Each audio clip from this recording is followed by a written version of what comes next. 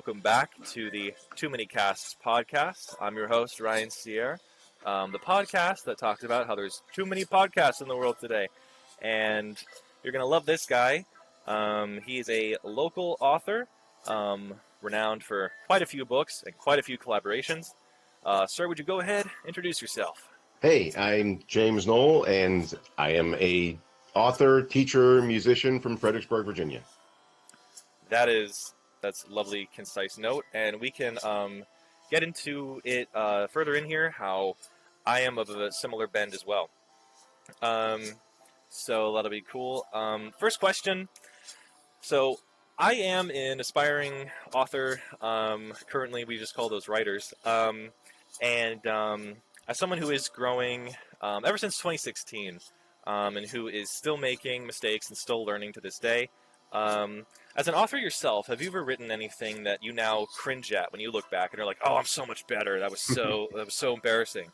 I go through that a lot myself as a writer. Yeah, I mean that's daily practice, right? Yeah.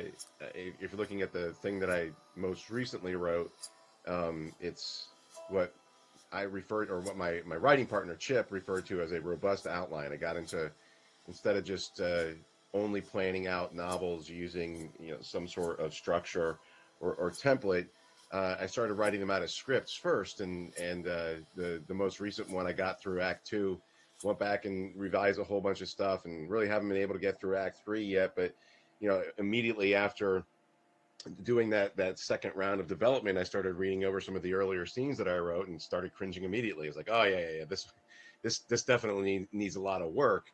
But to me, that's all part of the process when you're starting out something new. In terms of stuff that I thought was done in the past, that I put through the entire revision process, development process, line and copy editing process, some of the earlier things that I wrote in college, things that some of my college friends will say, "Hey, I still have that story that you wrote." Some of them have sent me like screenshots of it, or that we meet up a lot. And they'll bring it to whatever meeting, and I'll read some of it and go, oh my God, that was 18, 19-year-old me trying to write something, and it is not good. But it also, in terms of even more recent stuff, I wrote a whole novel over the first year of the pandemic, that there are sections of it that I feel are great, that I'm going to mine for future work or turn into their own individual works. But there are other sections where maybe I'm not necessarily cringing, but I know they need a lot of work, and that in the state that they are currently in, I'm not going to even think about publishing it. Where at the time I thought, oh, this is great, as I'm moving through it the first, second, or third time. So yeah, I think that's just a part of the daily life of being any creative individual, not just an author. Because you always think or when you're creating something, you always think it's great or good enough the first time through.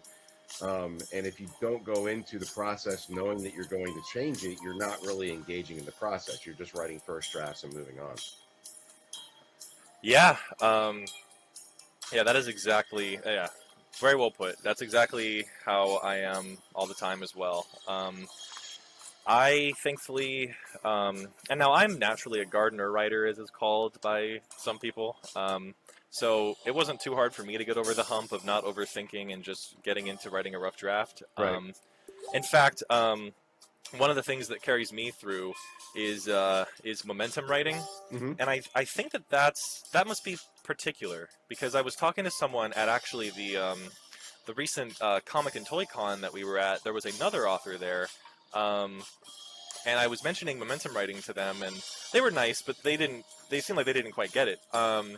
Because the other day, for instance, just last week, I was writing a chapter for a huge story that I'm working on, and it was, I really only wanted it to be like 5 or 6 pages, and I wanted to get like some breakfast, because I hadn't eaten yet that day. Uh-huh. So I was like, I'm just going to write a few pages, and then I'm going to get breakfast. All of a sudden, I take my hands away from the keyboard. It's 3:40 p.m. and I've written 11 pages, and I'm like, oh, like, you ever have momentum writing? Well, can you define it a little bit more closely than that for me?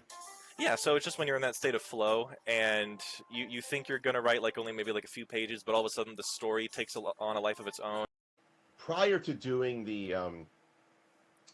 uh, the new strategy that I've latched onto, where I use a save the cat outline and write a script, and then adapt that script into a novel.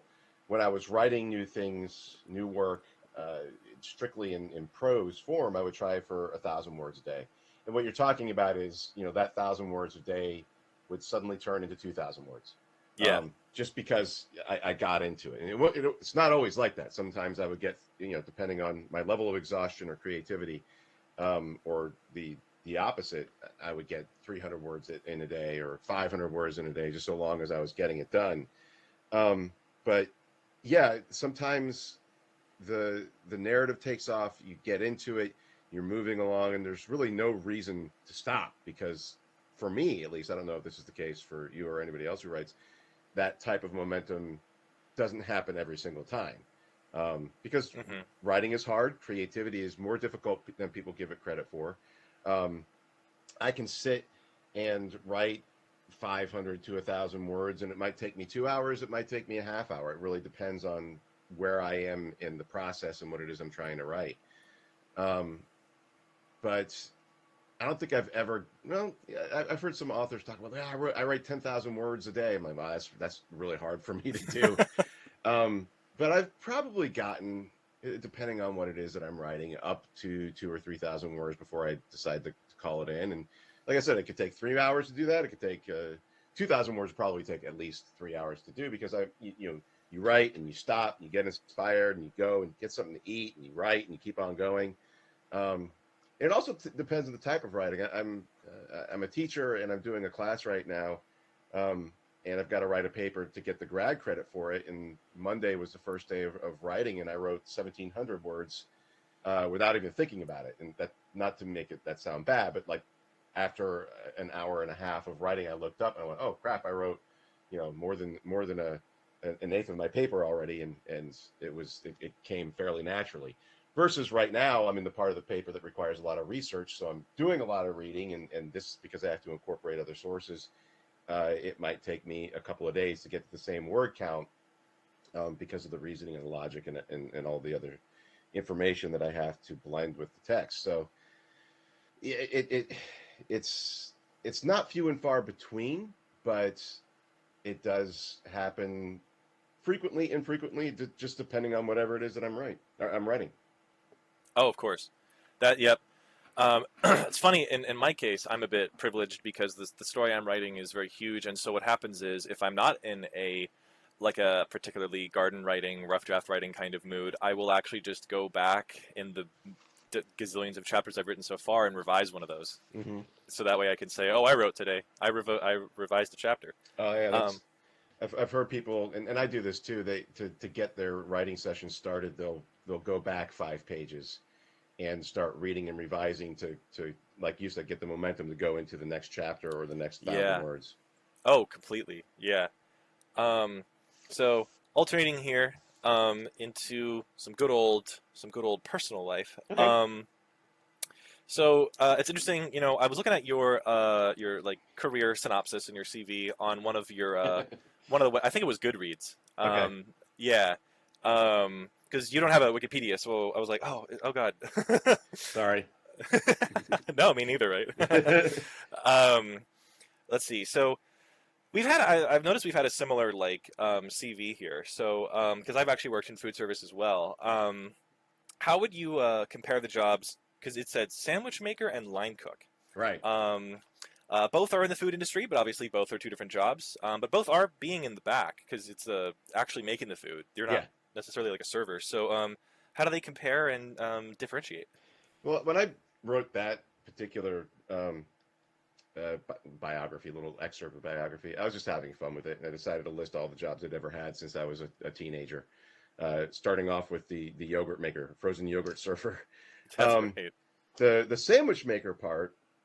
Well, there's actually two different versions of that. One was the first job my dad actually ever got me, which was at a sub shop, up in Herndon, Virginia. I made it there like maybe 5 or 6 months, probably less. I didn't like it. I didn't like working with the people there, but it was literally making subs, like all different types of subs, meats. It was a deli.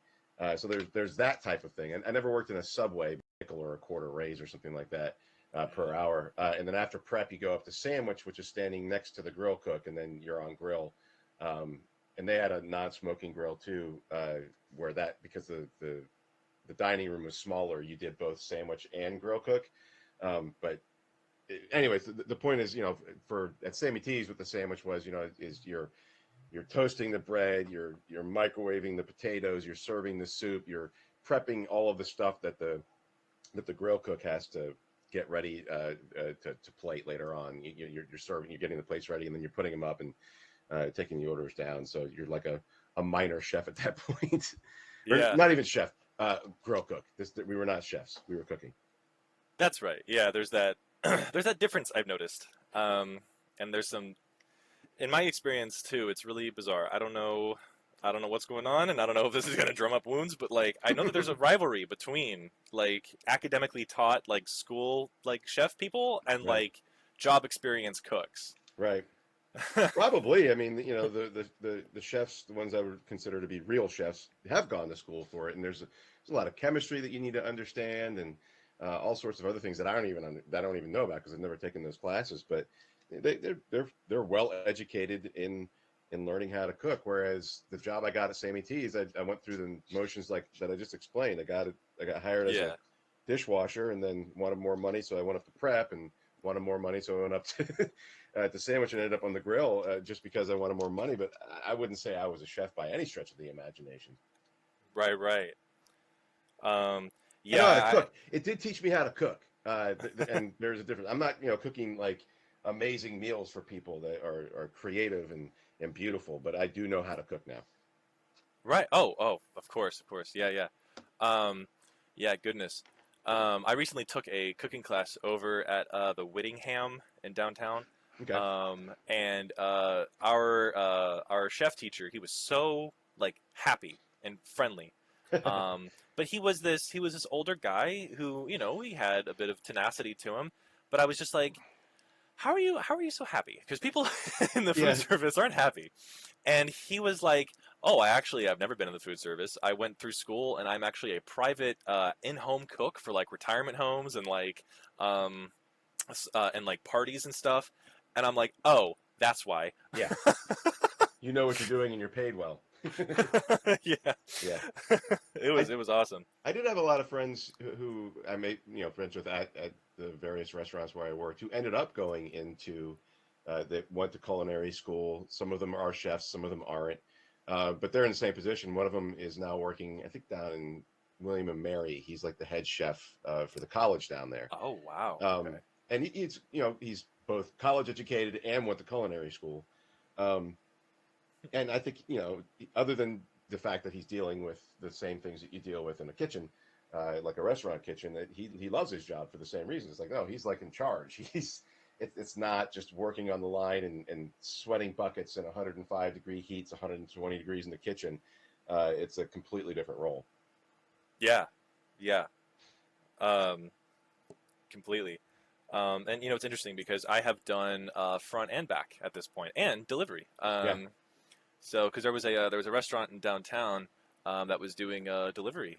Believe it or not, I'm like like prior to that I had no idea that restaurants in downtown did delivery in of their own workers, like not just Right. Grubhub. I was actually an employee through the restaurant and delivered for them, so that was really interesting. Right. Yeah. Yeah. Um, we could only do deliveries out like what 10, 15 minutes out, Right. but what happened was surprisingly a lot of people from like the sort of South Stafford side, like kind Right. of like the White Oak area, a little bit ordered quite a bit actually, as opposed to any like Spotsylvanians or Fredericksburgs Right. proper. Um, Alternating, what are some of your inspirations these days? I know I'm sure you get a question, you know, what was your first inspiration when you were like 15 that got you into writing? But what are your inspirations these days?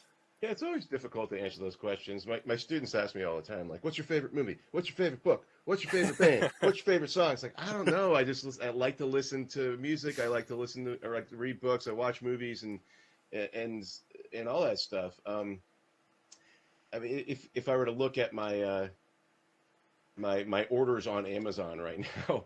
I'm actually reading a book called I get into these mysteries every now and then, uh, and I go through this cycle, and it's called Crimson Lake. So there's some show out on Amazon Prime based on Crimson Lake, and it's a standard detective book. You know, it's uh, this guy who he was a former cop who got accused of a crime, and he gets out of jail, and he and some other somewhat strange detective are trying to solve the murder of an author who went missing, and it's set in Australia. So they find the murdered author's wedding ring in the belly of a massive alligator. So they're trying to decide whether or not he, like, got eaten by an alligator by accident or somebody killed him and fed his parts to an alligator. Before that, and I'm still kind of in the middle of reading something called Afterland by Lauren Bukes. She wrote a book called Shining Girls a while back. That's, it's like sci-fi, time travel-y, murder mystery. And so Afterland is her next book. And I couldn't get into that. It was a little post-apocalyptic like, but not post-apocalyptic like. It was one of those stories where all of the men in the world have died and the women are left, but the main character's son was immune and she's trying to protect him. Mm. I love Emily St. John Mandel. She wrote Station 11. And she wrote a couple novels after that. I read her recent book, Sea of Tranquility, which is kind of it lives in the same world or universe as Station 11. So I read that over the spring. Let's see. What else have I been reading? Well, that's kind of the books that I've been into, and that's just the recent stuff. The things that always stick in my mind are completely different. I could find the list here in a minute of, like, past inspirations, but in terms of movies and television shows, I'm making my way through Ozark. Dutifully trying to get through that show. The first season was amazing, and the last season is a little bit of a chore to get through. Ozark. Ozark, yeah, it's with Jason Bateman.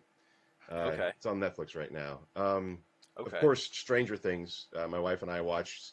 We did. I can't binge, so I'll watch an episode a night. But we got through that. First, what was it? The first volume came out in Memorial Day, and so every night for a week we watched those, and then the next one came out in early July. We watched that. That was really good. There's another show called Bridge and Tunnel. It's more of a drama, time period drama, and set in the 80s, 1980s. Set up in New York, Staten Island, and Long Island, about a group of friends, 20 somethings then that we really like. The second season of that just came out. And then, strangely enough, I mean, I love watching movies, but ever since the pandemic, I haven't really. We've gone to the movie theater a couple of times, and because of the way that workers are being treated, and because there is a shortage of retail and minimum wage workers, the experience wasn't as good. Not that the workers there were awful; it's just they won't pay workers enough, so they don't have enough people there to work. And I was like, I don't think I like going to the movies anymore. So I really haven't watched too many movies yet. I have some on the list, but for the last 3 or 4 months, even though it's summer movie season, I'm like, I'll just wait for that to come out on Netflix or something like that. Wow. Yeah. So even like the movie theater industry is suffering from like kind of corporate austerity. I That's think so. interesting. I mean, the one I like to go to is the one in town, the 21 Up Theater, what a former colleague of mine used to call the adult theater.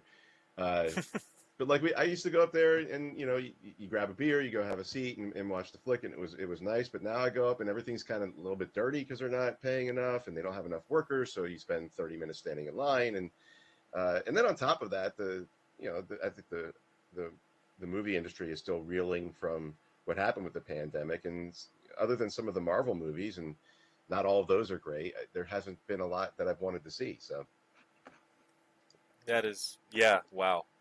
Yeah, and I've been the same way. Actually, I have been watching. So I don't have any streaming services myself. Actually, I am totally big on like kind of just watching YouTube videos or reading. mm-hmm. My girlfriend has all the streaming services, so she'll like come over on the weekend and we'll watch like all these things. Like we uh we were watching Moon Knight for like a good 3 weeks Yeah, because it was already like 3 to 4 episodes in, and then we just had to watch like the next three as they came out. right. And yeah, so she's totally like the master of puppets on that, which is great. That's interesting because a lot of my students don't. They don't engage too much in scripted entertainment either anymore. They watch YouTube videos or they're on TikTok. They get sucked into TikTok, and I'm not going to say that's great or it's bad or anything. It's Talk. And it's funny because whenever people are like, they do the whole like, oh, you dirty zillennial, always scrolling on your TikToks. I'm like, well, I'll have you know, I'm a little bit of a content creator. I'm just getting inspiration for my next video. Hee hee yeah. hee. Yeah. I was trying to do surreal stuff for a little bit there, and of course, the funny thing about that is, people either get it or they don't. Um, but yeah. I don't know if I should say how I normally get on TikTok. But unless you like potty humor. But Yeah. so I have I got on alternate. TikTok. They have that book talk for marketing, Yeah, I got sucked into just it's a dopamine hit. It's like crack. You just get sucked into watching reel after reel after reel. And after the first time I did that, I was like, all right, I'm just going down the rabbit hole. I'm not really achieving anything. Um, but that is something as a writer that I think it's the latest fad in book marketing is like, get on book talk and do your little video and you'll see your sales increase, or send your book to one of the book talk reviewers. And if you're not really on TikTok and don't really engage in it, it's not going to work. But it was interesting to kind yeah, of see all those things. yeah, yeah. Oh, completely. Oh, that's interesting. Okay, so I got to think about um, TikTok for promotional writing Yeah. because I am still in like the headspace of like podcasts because recently I've been watching I just caught up to the podcast. There's like 40 some episodes of Brandon Sanderson's doing a podcast with another horror writer named Dan Wells, I believe is his name. And it's so interesting because it's just him like autographing books and just talking to Dan. I'm like, such a Chad moment, bro. Like Yeah. at the top of your game. I love it. Um, but let's see. I had a stunt actually with drums myself. I think it said you were also into music in your Goodreads synopsis. Yeah. Yeah. Yeah. Um, oh yeah, and I'm actually trying to get back into drums right now. I don't have drumsticks. I packed up my drum set in a big black and yellow like Home Depot box, and it's in my closet Oh no. forever ago. And right now I have two mallets for like kind of like marimba Right. stuff, or like a glockenspiel, and I'll practice with mallets in my room, and it's weird. I tell you, when you get back into something, I don't know if you've ever had this where when you were doing it and you were really doing it and something wouldn't click, and then you took a break from it for like a long time, and then you got back into it, and all of a sudden the thing clicked. Yeah. Um, because I tell you, so I did drum lessons from 2009 to 2015, and I was in a local band for from 2015 into late 2016, Okay. um, and I was obviously Pre-pandemic.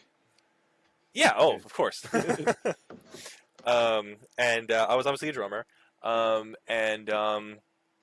it's funny because as I've gotten back into it, actually like just a few weeks ago, um, I don't know if you know like any drum rudiments, Hmm. but I never understood flams when I was coming through in high school, and then Ah. now all of a sudden I'm like doing them, and like flams make total sense to me, and I'm like, oh, it's just this. Like, Yeah. um, I guess the question I wrote was, what can you say for having the motivation to keep up with the craft? But anything that comes to mind as well about all this, you can just jump in and say. Yeah. Well, I mean, I'll be the first to admit that I don't practice daily with drums anymore. I played in the early '90s in bands that we played and toured up and down the East Coast, and we were a bar band. We were playing, I guess, progressive punk rock or just punk rock, and There you played go. locally a lot. And at that point, that was my practice. Was we would have rehearsal once a week, but if we were out on the road for 2 weeks, I was playing every night. But then, life takes over, and I've got a job teaching, and I do this writing, and I do a lot of audiobooks, and so the music side of it is probably like third on the list, but I still engage with it. And so what I like to do is I like to write and record albums.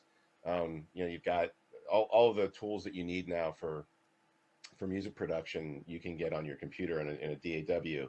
And if you've got a nice sized garage, you can record live drums in there. And so that's how I'll keep up, is just, continually writing music and going out and playing. And it doesn't speak to me progressing, I think, as a drummer. I've got my style, and that every now and then he'll be like, hey, let's get together and do a show. I'm like, sure. And then, everybody's still in town, or he'll add a member who, if the bass player isn't here anymore, we'll use a different bass player, and we'll practice for a show and play then. And out of this iteration, I asked Larry, I was like, hey, I've got a whole bunch of drums without melody, and I got a couple where the bass lines are done, so the progressions are there, but like, you want to just like record an album this fall, and we can do the drums in my garage and then do overdubs up in my studio. He's like, yeah, absolutely. So that's how I'll keep up with that. Just, to me, it's fun, and I'm not trying to market it, or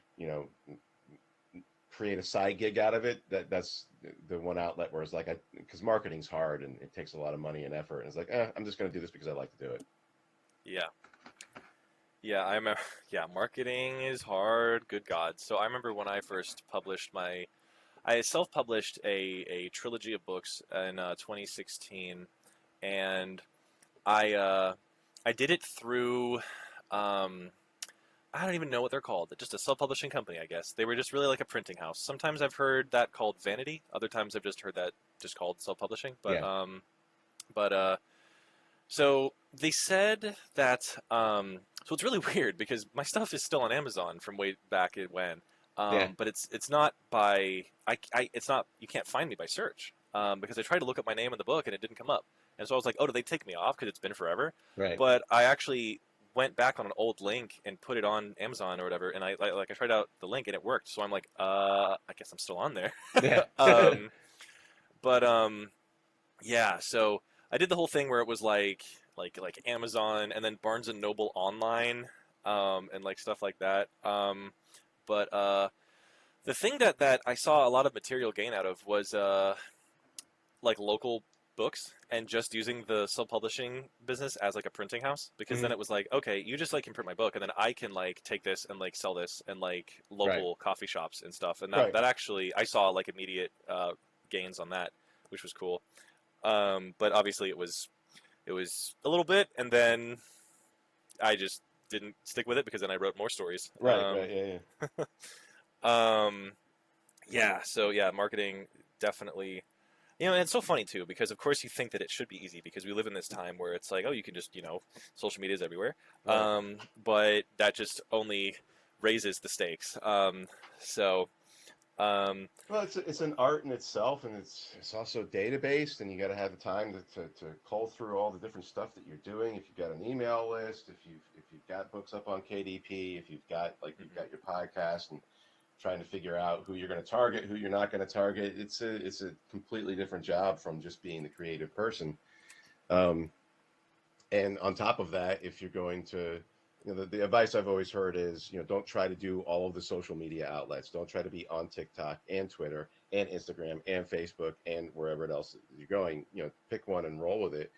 But if you're going to run ads on those, you can run ads on those, but you need a lot of money to run ads, and yeah, sometimes there's no, you put $10,000 into something and you'll make $5,000 back, then you've got a crappy ad campaign, or your book isn't good. hmm So that end of it is as creative and technical as the writing itself, but it's a completely different job. yeah, oh yes. Um, so what's your favorite format of poetry and why is it Dadaism? LOL. Did I say was Dadaism somewhere online somewhere? No, that's actually me. Oh, okay. That's me inserting. Okay. So I am I had a big thing with Dadaism back in 2019, 2020. I have a few online writing social media handles, and they're mainly for poetry though, because I want to be a bit more serious about my prose. Um,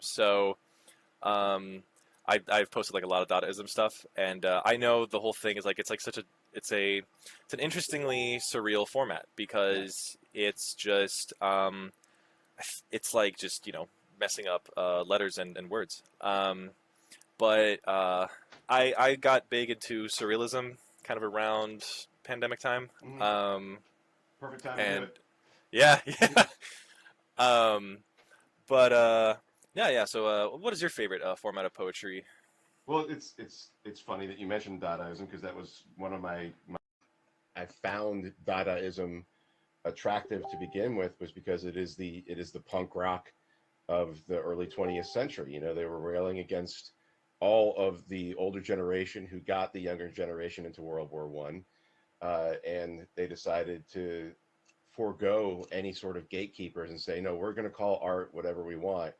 And it was a measure of protest. You know, I'd say they're pretty close to the dead Kennedys and how angry and violent they were with their art, in protesting what they saw as the rightfully so the decimation of an entire generation of people who were sold on this crap nationalism, and all these old political um, alliances that were made before they were born, and they came out of it and they were pissed.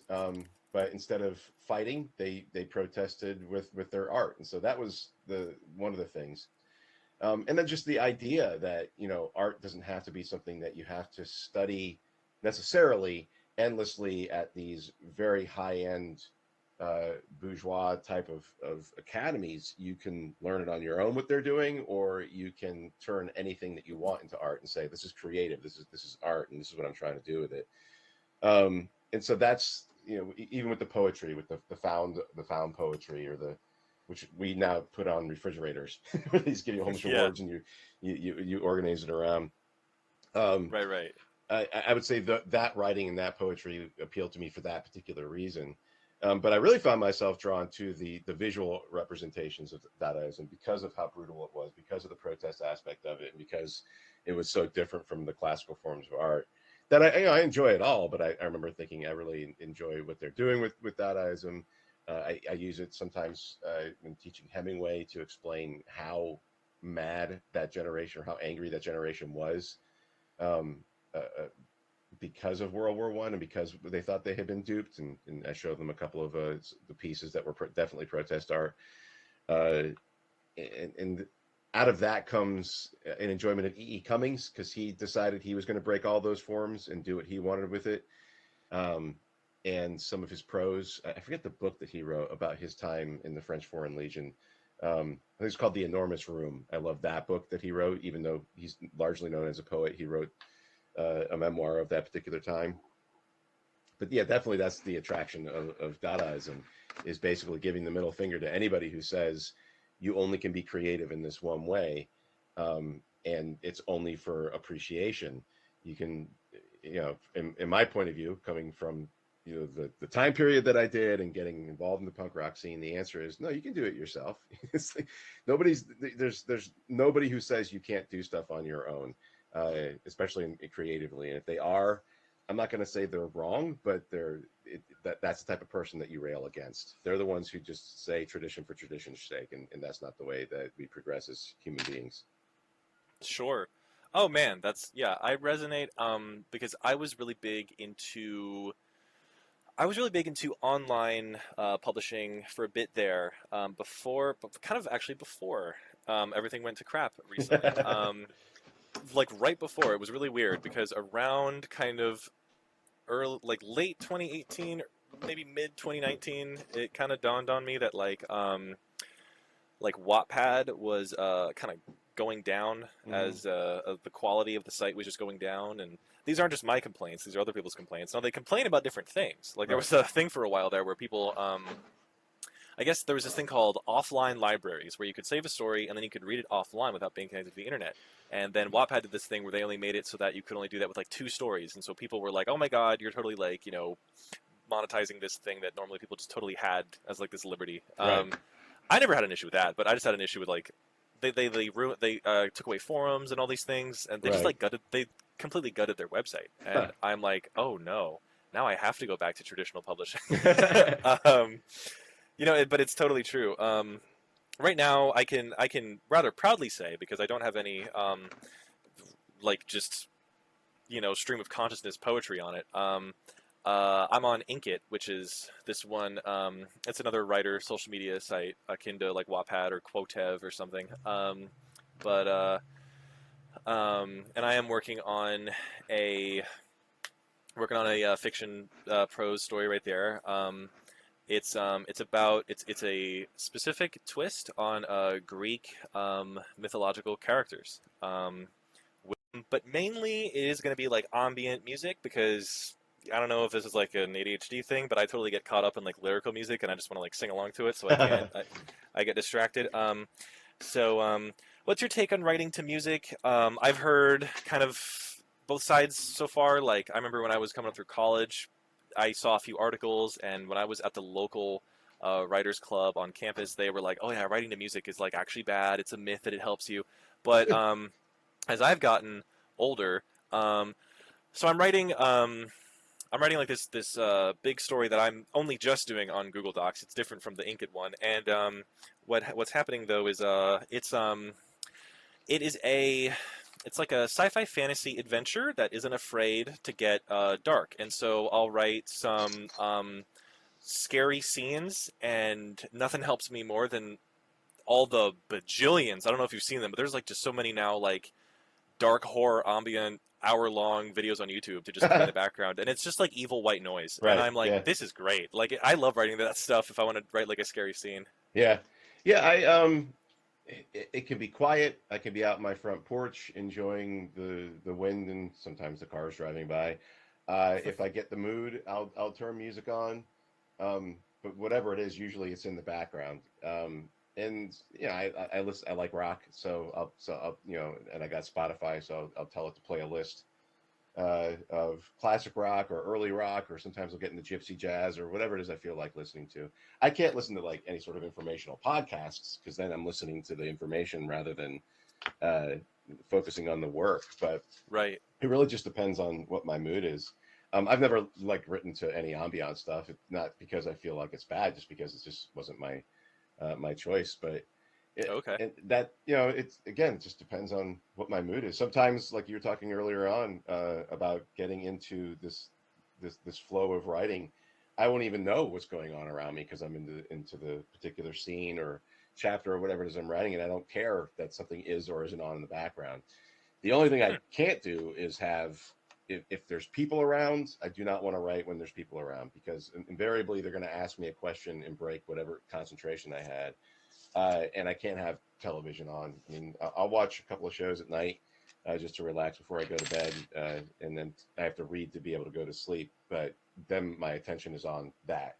If there is a television show on, it's just again, it'll divide my attention. And I also can't have my phone on. Or if it is on, I turn it upside down and like set it to the side because even just those notifications popping up will involuntarily draw my attention. Um, so it really is just sort of a background type of thing.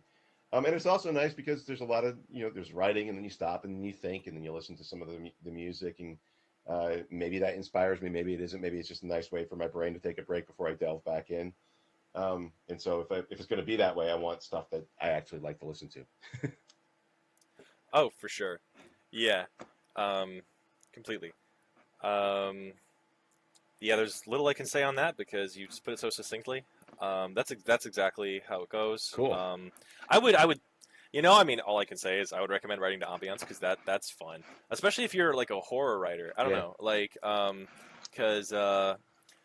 because then the ambience is not distracting because it's just like this like kind of dark white noise, and Yeah. so then I'll just be writing, or like like cathedral music. So, in the past in the past few months, I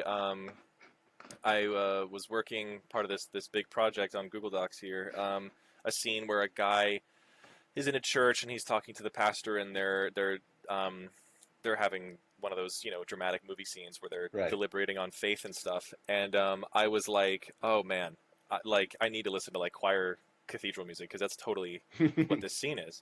Getting you in the mood. um, oh, exactly. um, so I'm sure this question comes up a lot, but what first got you into horror? Not generally writing, but particularly horror. That was probably just something that was given to me by my brother and my parents. My mom was a big reader. Not my dad so much, although which is odd because he was an English teacher before he became a real estate agent. I never saw him reading so much, but my mom read fiction all the time. So we had these bookshelves filled with books. This is late '70s, early '80s, and my brother got me into a lot of books. He would, he's 5 years older than me, so every now and then, especially when I was like 12 or 13, he'd be like, "Hey." She would listen to or read Stephen King, and so there were first edition copies of his work lying around the house. And once I was 12 or 13 and able to handle it, I would read the short story collections that I found, um, or the novels, that they were just out in the bookshelf, and nobody told me I couldn't, so I read them. uh, and there was also, I remember there were these paperback versions of an anthology collection called The Best Science Fiction, and then they would insert the year. And there was science fiction from 1966, 1967, 1969, just lying around my house. And science fiction and horror are they easily cross over. And so it was a lot of anthology short stories, and I would read them, and that's where the general I just got sucked into it. It was good storytelling. One of the things when I do a lot of the events, and people ask me, like, is your stuff just like bloody and gory? I was like, well, no, I don't like to write just they refer to that as torture porn, where it's like the Hostel movies, set in hostels of the early aughts, or the I Know What You Did Last Summer, or any of the slasher flicks where it's just a big chase scene with a lot of gore. I was like, no, I don't like those. Those are dumb. It's not fun to watch. It's the equivalent of watching a horrific version of Fast and Furious, where there's just a bunch of loud noise and people doing and saying yeah, oh, and stuff like that. Uh, Although I will say, the first Saw movie has a reputation of being an excellent movie. I've never watched it because it got bundled into the torture porn genre, but I think it actually has more of a point than just being that. But anyways, the Yeah. idea behind horror is not necessarily just the gore. I mean, it's going to be a part of it. There is going to be some gore. There is going to be some blood. There's going to be creepiness, and there's going to be scary climaxes and all those things. But if you're doing it right, you're writing a good story that has those elements in it, and you have good characterization, and you have a plot that you want to read, that is fun to read, that provides the type of entertainment that you are engaging in, and the characters are people that you actually end up liking, so that you are worried about their survival in this one predicament. And that's the foundation of all good storytelling. It just happens to have this one aspect of blood, death, or some sort of gothic touches to it, which I just seem to find enjoyable. Yeah. Yes, I am big on ambience as well. I don't really like gore either. For the Saw movie you mentioned, just so I don't forget, yeah, that was about him. He's actually like a vigilante. So as I Uh, understood it, so the guy who has that, like, the mask with the spiral cheek roses, the yeah, yeah, um, and he's all like, you want to play a game. right, yeah, He yeah, he is the story about that is his name is the character's name is John Kramer, and he basically he kills people who are like criminals or something. Like right. they're like bad people who It's a morality and tale. yeah, yeah, and he I don't know if it was a later plot or if it was from the beginning, but he was also dying of cancer, so it was like a Breaking Bad thing as well. Okay. So but Saw is still obviously still very extreme because it's like, hey, get out of this room by digging a key out of this guy's brain, Right, and yeah. it's like, ah, Jesus, Yeah. Ah! um, right, right. Um, it's so funny. So I actually, when it comes to horror movies, I kind of like cheat because there's this guy on YouTube named Foundflix, and he basically um, he does these videos called Ending Explained, but the entire video is him retelling an entire horror movie, like just from front to back, Right. and he'll throw in little clips in there, and it's not even really like a review; it's straight up a recanting. So he'll throw in like little clips in there, and um, That it, almost it's sounds that almost sounds like cheating. yeah, yeah. Um, and I'll just so people will be like, "Yo, you see any good horror movies lately?" And I'll be like, "Actually, why, yes, I have." Right. Um, But yeah. I remember one thing that reminds me of Saw though, and I don't know if I saw this from him. But it was a series of movies called The Cube, where people are just absolutely just like dismembered in like a weird like house that they have to get out of that's full of booby traps. Okay. Um, and I remember seeing like a bit of Cube, and I'm like, this is actually the torture porn Right. where Yeah. Saw had a story, and this is actually just That sounds awful. I don't ever want to watch that. Like, why would you engage in that? The same, and it is like the thrill of watching the blood and guts, and it's like I'm not attracted to that. That's not storytelling. That's you just being a gross human being.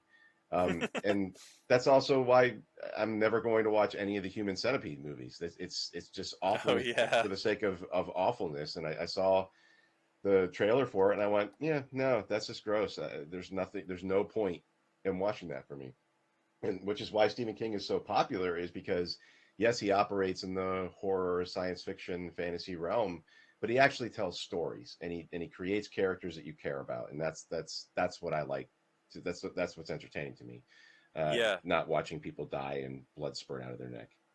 Yeah, I like it. I like it when horror has like a tragedy element to it because actually, in the grand scheme of things, the Greek tragedies I think were the first pioneers of horror Oh, really? because didn't wasn't that I recall learning about that when I was coming up through school that like Oedipus Rex is actually a horror movie. Like it's actually totally horrible because it's like Well, yeah.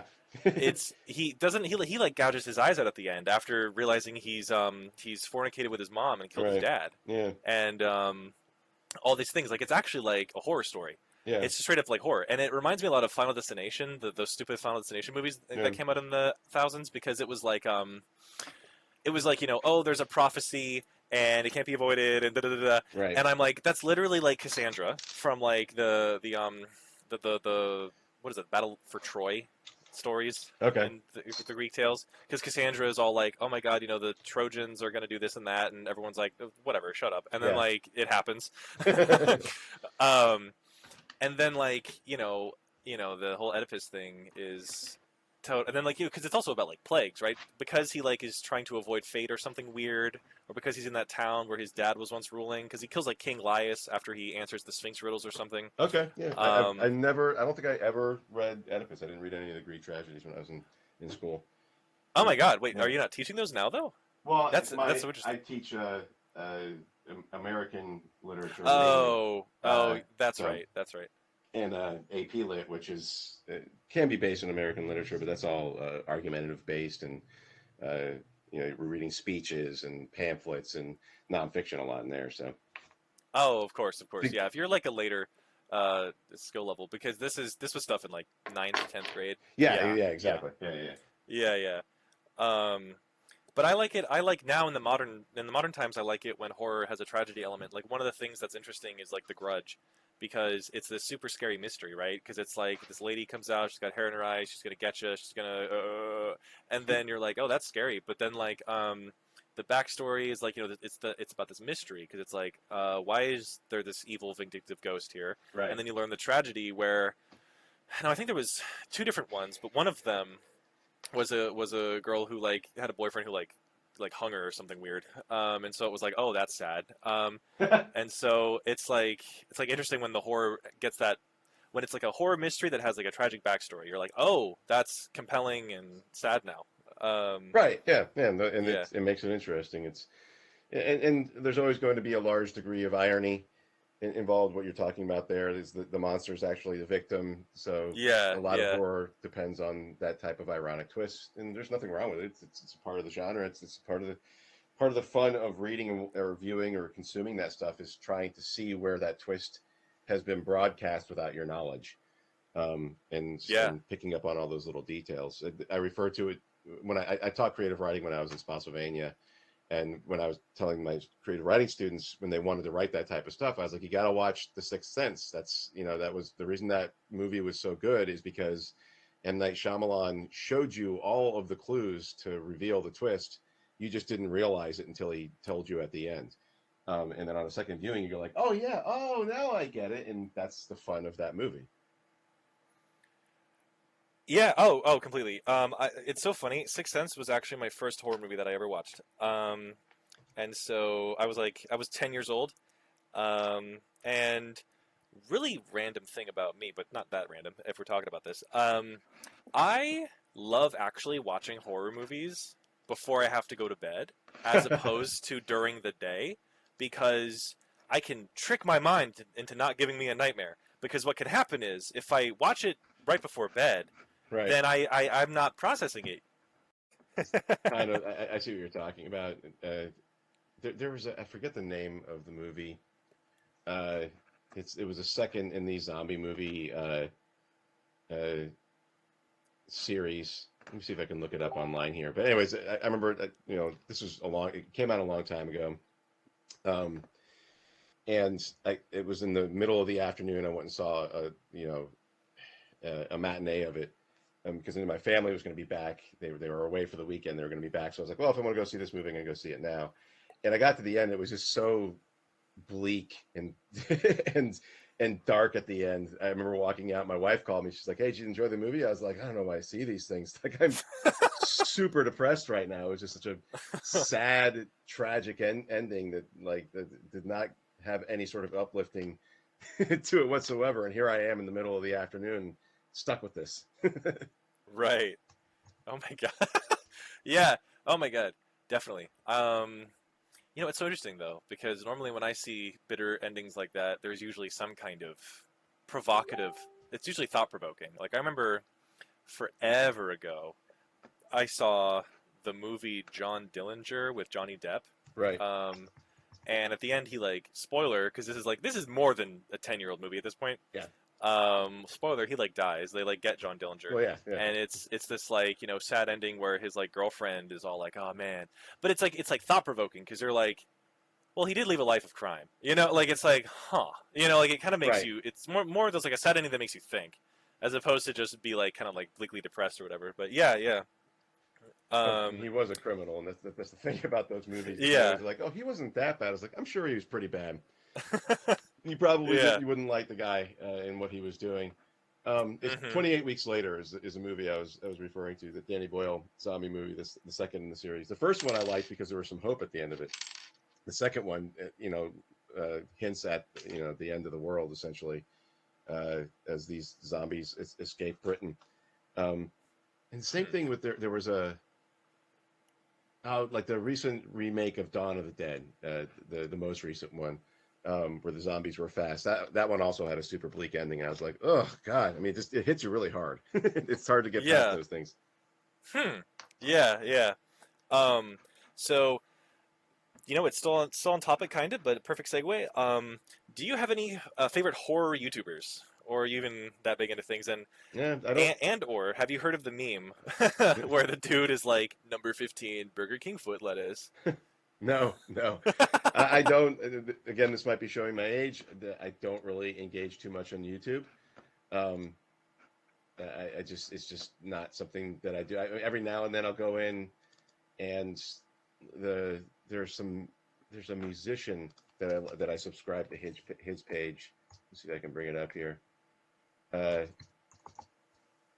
it'll pop up in just a second, and I'll watch some of his stuff. He'll do like top 10 guitar interludes. Rick Beato, or I'll watch the best plays in football, or some outtakes from comedy, and kind of get sucked into the rabbit hole.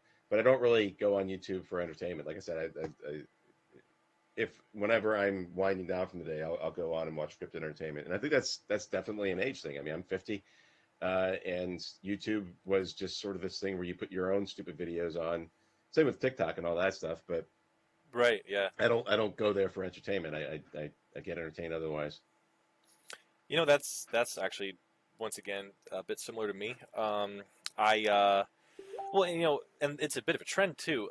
Video essays are like super popular now on YouTube. And they're about obviously stuff that I would know. Like the other day, I was looking on YouTube, and there was something about like how the Sonic 2 movie makes us sympathize, or something like that. It'll be like retrospectives on like Sonic or like anime or stuff like that. Right? Yeah. Um, but they will be like very erudite and articulate, and it'll be like informative. So that'll be like very cool.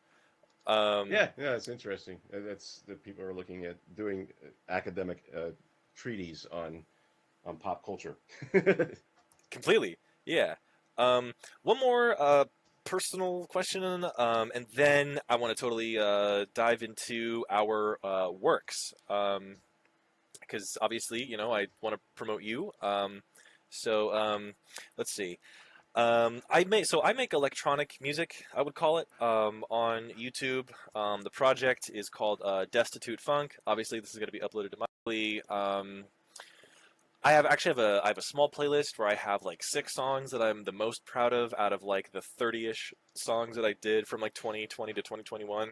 Huh. And what's interesting is to this day, every so often, I will still get likes and comments on one of the songs that I did under a different project name as well, called Jettison Serene.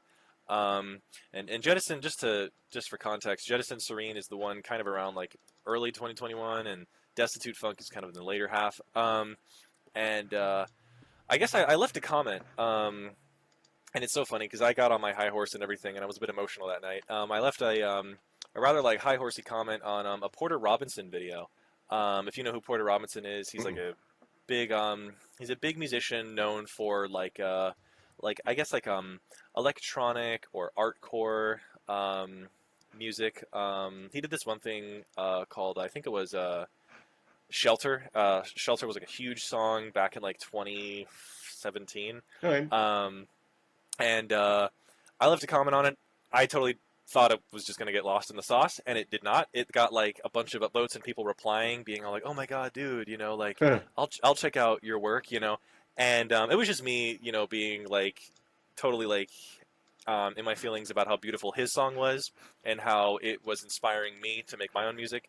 It wasn't anything like rude. And people to this day, I think I have now like maybe like 500, 600 views on this one song, Oh, and then nice. like I get like around like 90 to 100 likes on it. It's so crazy. Um, and have you ever put anything together like that? Because I know you were in a band, and I know that's obviously physical instruments, but did you ever get into like garage band or mixcraft where you like mix and make your own like electronic music? No, not I don't do electronic music, but I will record on my own. Like I've I'm very familiar with Pro Tools. I'm a drummer, but I can strum my way through a guitar part and plunk my way through a bass part. So I'll make my own music that way. But and I'll add keyboards where it's necessary. Keyboards are pretty close, not exactly close, but pretty close to drum. They are depending on what you're doing. It's a percussion instrument. Um, and so that's kind of where my comfort zone is with that. And I've written and recorded my own albums and my own music. I include it in my audiobooks and put them on my podcast, which is basically my audiobooks with ads for my books on them. And that's how I like to engage with music. And every now and then, like if I have a short story that I'm doing a song for, and it's set during a time period where I have to learn something new, or I learned how to plunk around on a mandolin, not perfectly, but I'll use that instrument and get myself out of my comfort zone. But primarily, I'll just write and record rock and punk music. That's what I like to do. Okay. Heck yeah. And totally, I think it's a generational thing. Um, Yeah, yeah, yeah. obviously, my generation is way more inclined towards like electronic music. I actually don't even know like people really who, unless like that's their whole thing.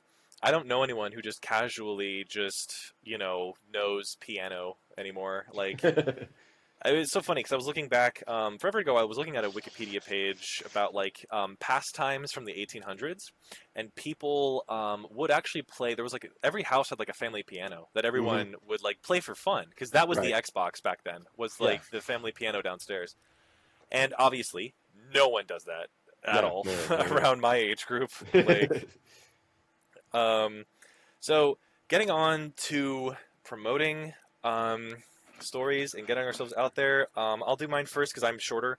Okay. Um, so I am uh, I am Ryan Sierre on Inkit.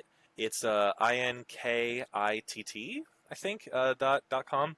It's basically going to be another writer social media site akin to Wattpad. And I'm working on a story. It's been on hiatus for forever and a half because I am working on another story in Google Docs that I have finished the first manuscript of. So that is actually going to be coming along here shortly.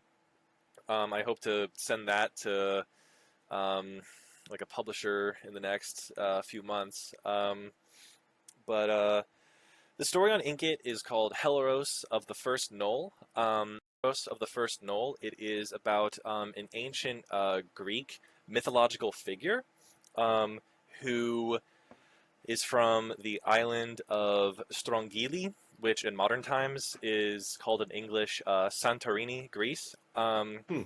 And Helaros is a person who has the power of gardenia flowers. um, it's obviously a bit inspired from the tale of Hyacinth, and he uh, he is unknown by obviously modern times, let alone other Greeks, because he was one of the stories in the Library of Alexandria that got burned down, and so no one would know of him in that regard. Okay. Um, he was a childhood friend of Helen of Troy, um, but then their city state got sacked, and he was sent on a ship to kind of be cast downriver for his safety. Um, and he is basically kind of like a demi-immortal, um, where there is sorts of there is weaknesses, but he can kind of reincarnate out of gardenia flowers. Um, and the story is about him living in the modern times city of Ikara, where he basically gets to um, rediscover his old friends. The story will be about him living in sort of in an apartment in like a high-rise city with Helen of Troy, Pandora, Oh, and Achilles. that sounds fun. Um, yeah. So that is one story that I will totally publicly share. And it's been on hiatus for forever because of this other story I'm writing, but I'll, through popular demand, totally get back into it. And I've got ideas for it too. Cool.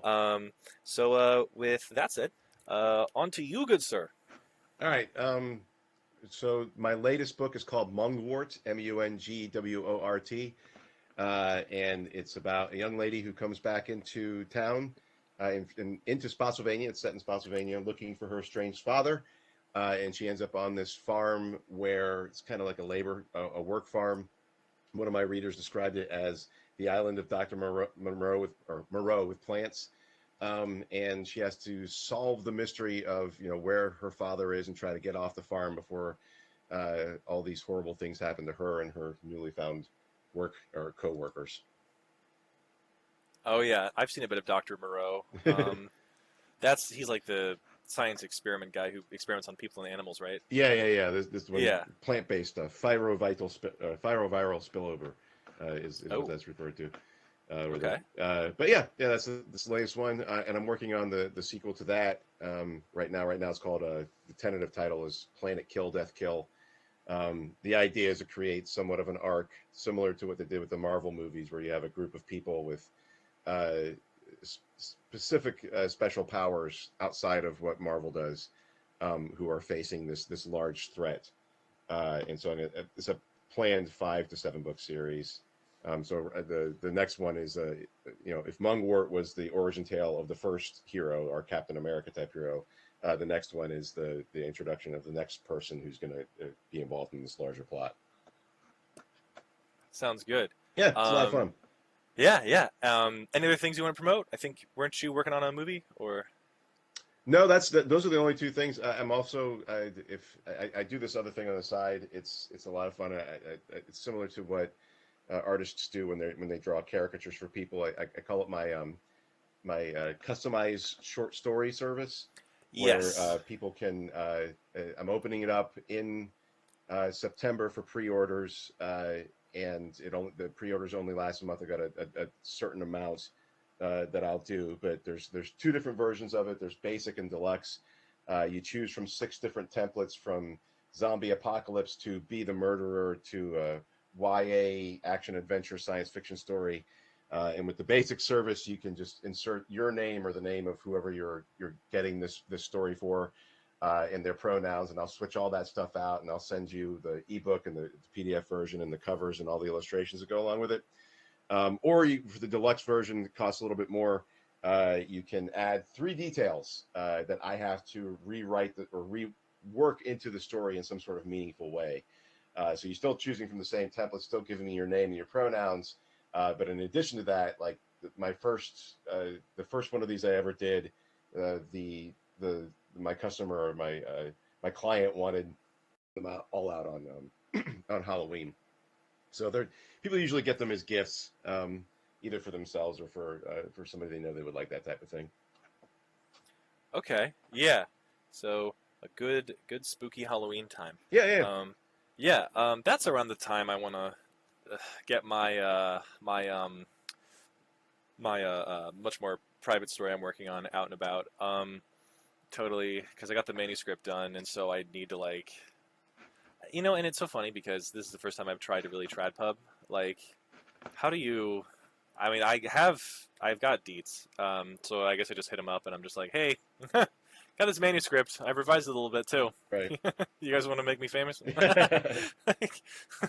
Well, yeah, I stopped trying to do traditional publishing once it became possible to run this as my own business. It's not that traditional publishing is bad. I think it's great, and it's you're going to get hooked up if you can get an agent and if you can get an editor. I think that makes whatever it is that you're doing better.